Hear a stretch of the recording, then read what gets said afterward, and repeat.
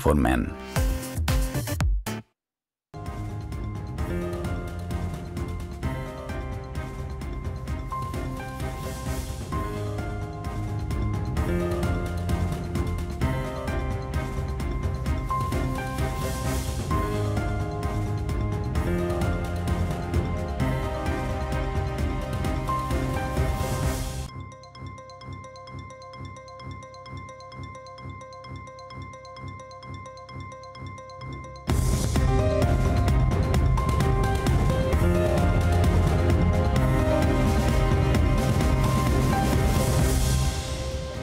Good evening and welcome to Bloomberg Quint Live. My name is Ayush Elavadi, and over the next half hour, we'll help you catch up with everything that you might have missed over the course of the day. Let's start with the top stories.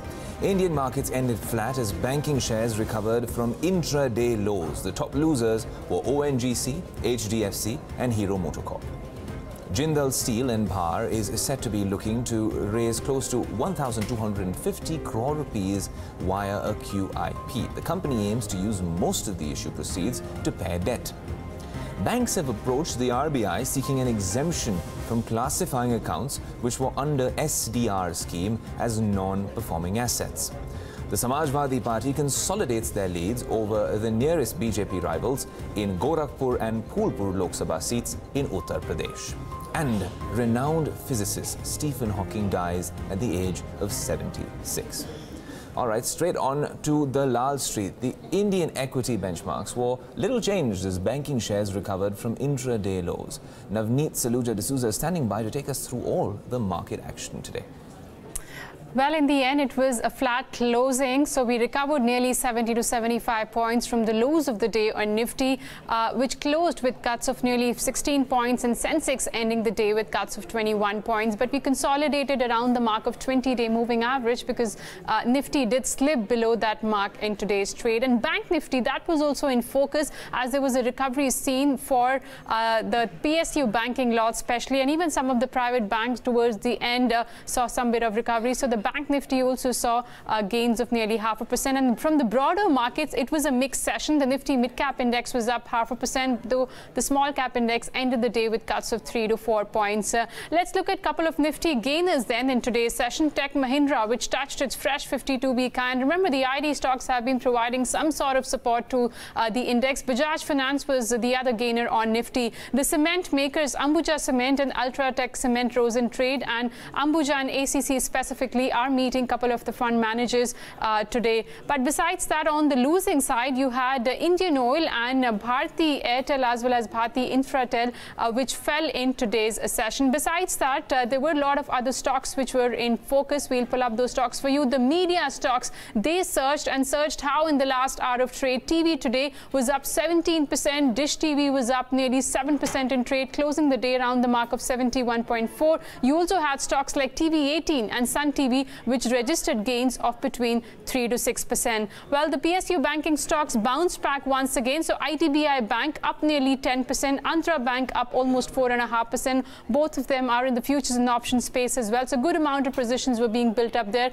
And besides that, you had Union Bank as well as Bank of Baroda registering gains of between 3 to 5% in today's trade. So PSU banking lot once again recovered today, but the power finance companies, they were weak. REC, PFC, both of them fell after Jefferies came out with a report, though the stocks could be correcting, but stay cautious and don't buy the stocks even at the lower levels. That was a note from Jefferies. And locked in upper circuit were stocks like JBF Industries, which was down 10% yesterday. At one point of time, it was up 20%. And Future Market Network locked in upper circuit for the second straight day with gains of nearly 20%. Weak in trade, however, from the broader markets were stocks like Prabhat Dairy as well as Max Financial. All right, Navneet, thanks so much for that markets update. Now, Naveen Jindal promoted JSPL is looking to raise some funds via qualified institutional placements. The board may clear the proposal as soon as Friday, say people in the know. Yatin Motha gets us all the exclusive details in this story. What we are understanding at this point in time is that JSPL aims to raise close to 250 crores via the QIP issue. Of course, the issue price, at this point in time, what we gather from sources will be close to the, 2-week average or, the regulatory pricing formula, and that comes to close to 220 to 230 rupees depending on how the share prices close in the next 1 or 2 days. Of course, the company has already announced to the stock exchanges that on this Friday they will be doing a board meet to consider the QIP issue, and probably by next week they will be able to close the QIP issue. So on the minimum side, they're looking to raise close to 1,000 crores, which can be up depending on the institutional response and institutional demand, up to $200 million or 1,300 crores odd. Now, if you look at the rationale for the fundraising, remember they are sitting on a huge debt pile of over 26,000 crores. In fact, if you look at the total debt as on 31st December, that stood at close to 23,689 crores according to data compiled by Bloomberg. Most of the funds that they will be raising, almost all of it would be going into repaying the debt and servicing the debt. So at this point in time, clearly on the back of that restructuring that they are looking at, this is one of the means through which they will be retiring debt. Remember earlier we had the promoters also do a warrant issue in which the company was able to raise close to 600 crores. So post the conversion, the money that they will get from promoters plus the kind of money that they are looking to raise with the QIP would be shot in the arm for the company, given the fact that the operations are doing well, but the interest burden is eating into the overall profitability of the company. But when we contacted JSPL, they said that they have nothing more to comment on the story, but most of the material is available on the stock exchanges and has been disclosed to the public. So there were no comments offered by JSPL beyond the stock exchange filings, in which there is a board meeting slated on Friday. Well, even as Indian pharma stocks go out of favor this year, there's steady buying in multinationals. What is setting them apart, and why is investor interest shifting to multinational corporations? Darshan Mehta gets us the details. You can see that the MNC companies have actually managed to outperform, like some companies like Sanofi trading at lifetime high, while companies like Aurobindo and Cipla Aurobindo and Lupin actually trading somewhere near lows. So what you're seeing is a YTD numbers. You can see that they have been outperforming at this point of time. Now, some of the reasons. First of all, let's look at the valuation. Valuation, the gap isn't that much. Sanofi, Pfizer, Novartis is at 32 times, GSK is at 34 times, but apart from it, the others are pretty much in line with the frontline Indian pharma companies. And it's interesting, despite Lupin at 20 times, Aurobindo at just 12 times, money still is flowing into the high valued MNC names at this point of time. Now take a look at the margins, what happened in the last quarter. So MNC pharma companies have actually managed to move their margins from a single digit to low teens to almost 20% now. Pfizer as high as 26%, while domestic businesses which were getting margins in excess of 25 to 30%, now they're getting margins to the tune of almost 25%, 20, or in fact 20%. 20 is the new normal for some of the pharma companies currently. Now, as far as the EPS is concerned, look at the EPS what the Indian companies did in the last quarter, and look at the EPS what the MNCs did. And I will get more context on this because the numbers will vary because of the face value. But let's first look at the MNC companies, what happened as far as their EPS was concerned, comparing this quarter, comparing it to the full year. So now companies like Sanofi, Pfizer, Abbott, look at the EPS that they did in the last quarter. Look at Abbott, the EPS was 54 rupees in the last quarter, and the last year they did 130. So in most probabilities, look at a company like Novartis, the EPS last quarter was 8 rupees, they did 19. So in most cases they will be able to come out with an EPS, if you annualize the last quarter, at a higher rate than what they did over the last year. Now look at what the Indian companies are doing. Now Sun Pharma did an EPS of 29 rupees last year. Last quarter they did just 2 rupees. Lupin did 5 rupees, and last quarter they did 56 rupees. So there's no way most of the Indian pharma companies will be able to actually meet what they did even last year. So you can see the clear trend of declining revenues or profitability for the Indian pharma companies. Now, in terms of what are the key reasons why MNC pharma companies are doing well, the big reason, first of all, is the fact that they are catering to there are no foreign regulatory worries. They're catering to the Indian market, so the views of US FDA does not come in. The second reason why why they are benefiting is that they pay high dividends. The return ratios are excellent. Most of them are debt free at this point of time. The financials are improving, strong parentage. So all these things are working in favor of the MNC company. Domestic growth has been much faster than the international growth, and that because of a lower base this time around. This is the most important. Price control, note ban and GST actually reset the base lower. So the growth trajectory has been much higher for the MNC pharma companies. What is not working in favor of the Indian pharma companies? First of all, the problem of competition in the US, pricing pressure in the US, so that is not working for them, and you can see a degrowth in most of the companies' US revenues. Foreign regulatory scrutiny, Wockhardt, Sun Pharma, a lot of these pharma companies are still not able to come out of the regulatory net at this point of time. Third one is weakening financials with global uncertainty because of a lot of generics coming in. The next factor that is affecting domestic pharma companies is basically there's no clarity on the future drug pipeline, because there seems to be a lot of concern on that point. And finally, if you're looking at it, high R&D investments are needed to cope up, because now the world is moving from generics to specialty. If they need to catch up with the times, they will have to invest high as far as R&D is concerned. So that's what we are seeing in a time where valuations are also higher. Money seems to be moving on the Indian pharma space, Indian MNC pharma space, rather than the Indian generic pharma space.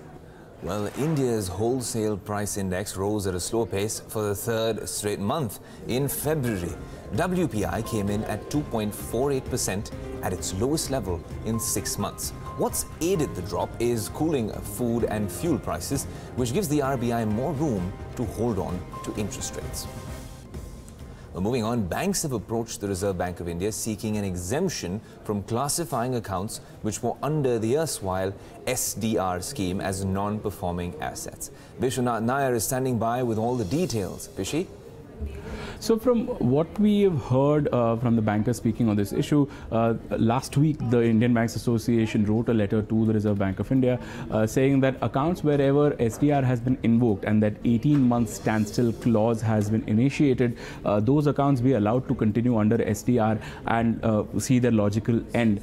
So all of this conversation emanates from that 12th February guideline that the Reserve Bank of India had put out, wherein it had said that it is withdrawing all of the restructuring schemes, including SDR, on an immediate basis. What it had said is that in cases wherever you have invoked SDR or similar schemes but not implemented it, therein banks are supposed to take away the SDR benefit and put these accounts under the restructuring scheme that was propagated on the 12th of February. This time around, what the banks are saying is that wherever we have invoked it, let us please complete it under SDR. In cases wherever there has been no action at all, but discussions on SDR were going on, banks are happy to classify those accounts into NPA. The main reason why they are asking this relief from the Reserve Bank of India is because if these accounts are classified as NPA during the March and the April-June quarter, then that is going to significantly push up their NPA number for this current financial year and the first quarter of the next financial year. For example, this afternoon, Union Bank of India's MD Rajkiran Rai was speaking to Bloomberg, where he said that the banks have approached the Reserve Bank of India. That bank alone has 2,660 crore worth of loans under SDR. So you can imagine the kind of quantum of loans that are there across public sector banks, other public sector banks and private sector banks in the system. So this could significantly push up that NPA number if the RBI's norms are followed in their current form. All right, Vishy, thanks so much for that update. Now, the Gems and Jewellery Export Promotion Council insists that the ban on LOUs or letters of undertaking does not impact the jewellery industry, especially the larger players. In a conversation with Bloomberg Quint earlier today, the vice chairman of the industry body, Colin Shah, said that smaller, unorganized players will take the brunt. The diamond trade did not use LOUs. This was a very isolated case. These two companies, allegedly, they're under investigation, but the diamond trade did not use LOUs anyway. So, there's zero to no impact.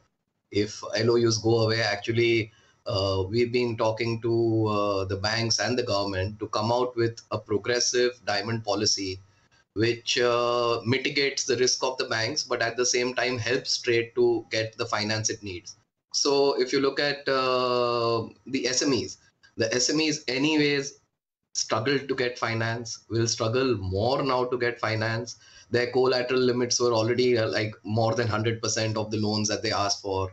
Their interest rates were higher because they were not able to comply with all the rating requirements. So the SMEs continue to struggle. The large players never used LOUs or letters of comfort. What the trade uses is we have packing credit, post shipment credit, and you have your long-term loans. All right, that is an interesting chat. But moving on, India's biggest oil refiner is betting on its own technology for $1.5 billion worth of cost savings.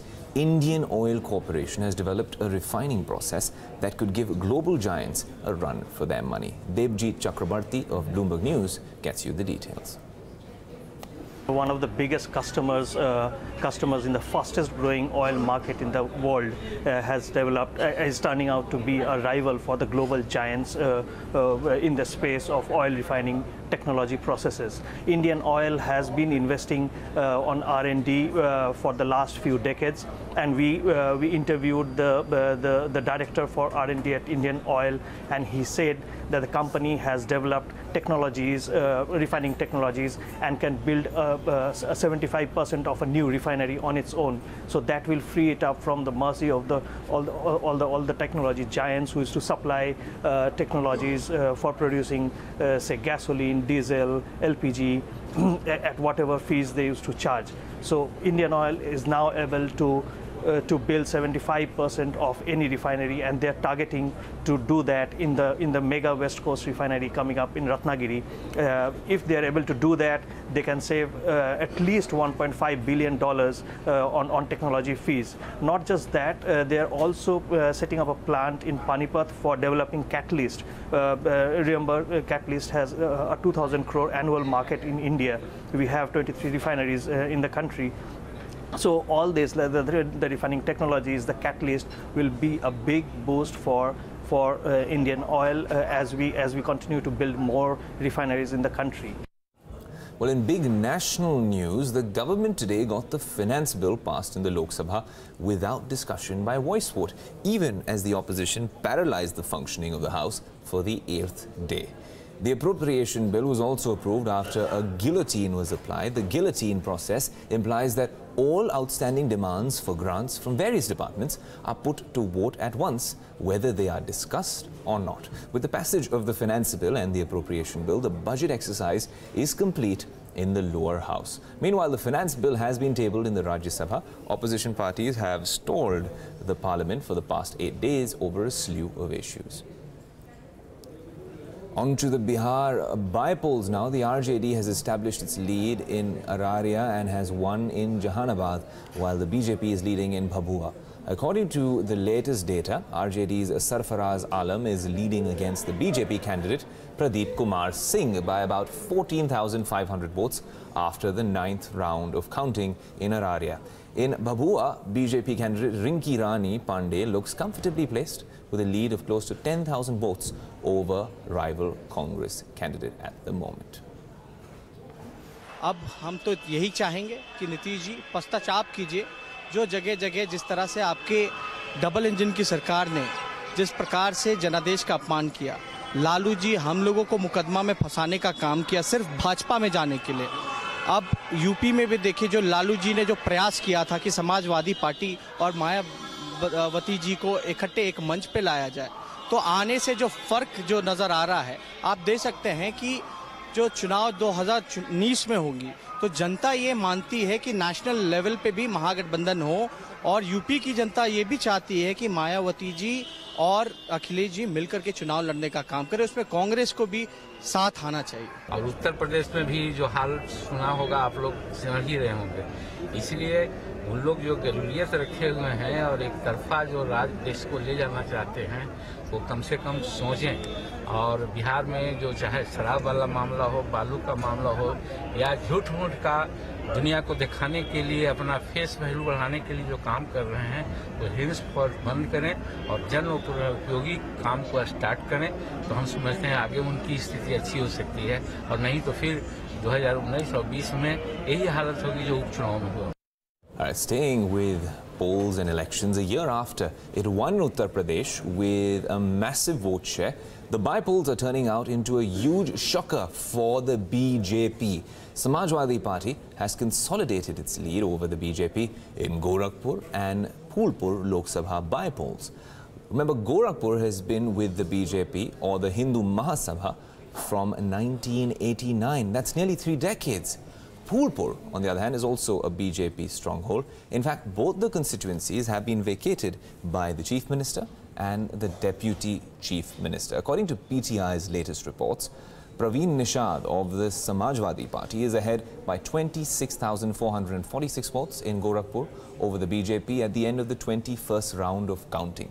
In Phulpur too, Samajwadi Party candidate Nagendra Pratap Singh Patel was leading by nearly 30,000 votes after the 20th round of counting.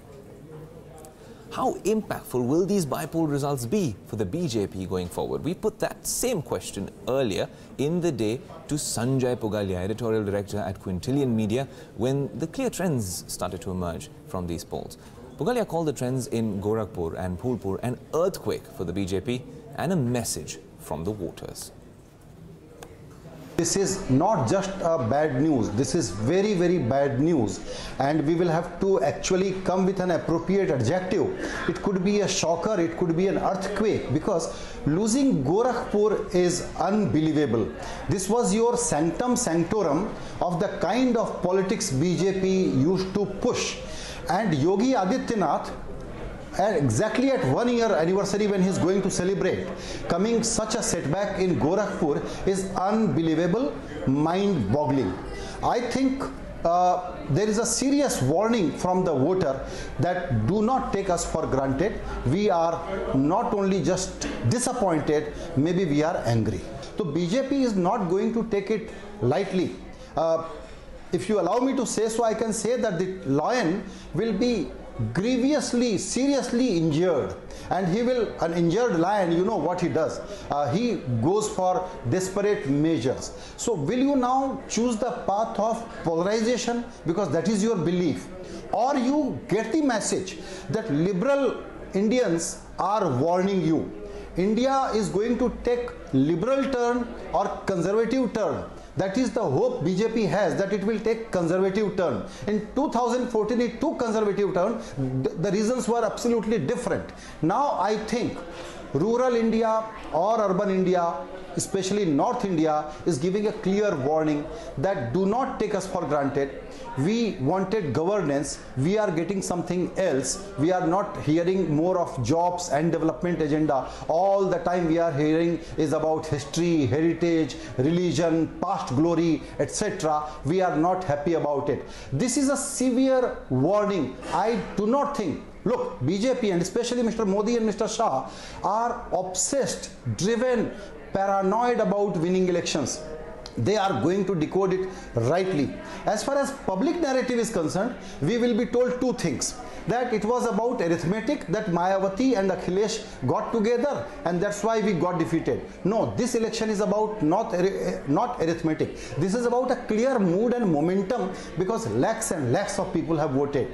It is much bigger election than Tripura.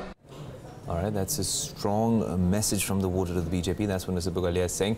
Now, the Supreme Court has rejected all interim pleas seeking to intervene as the parties in the sensitive Ayodhya case. A 3-judge bench accepted the contention that only original parties to this particular dispute should be allowed to advance arguments in this case. The special bench of the Apex Court is seized of the appeals against the Allahabad High Court judgment.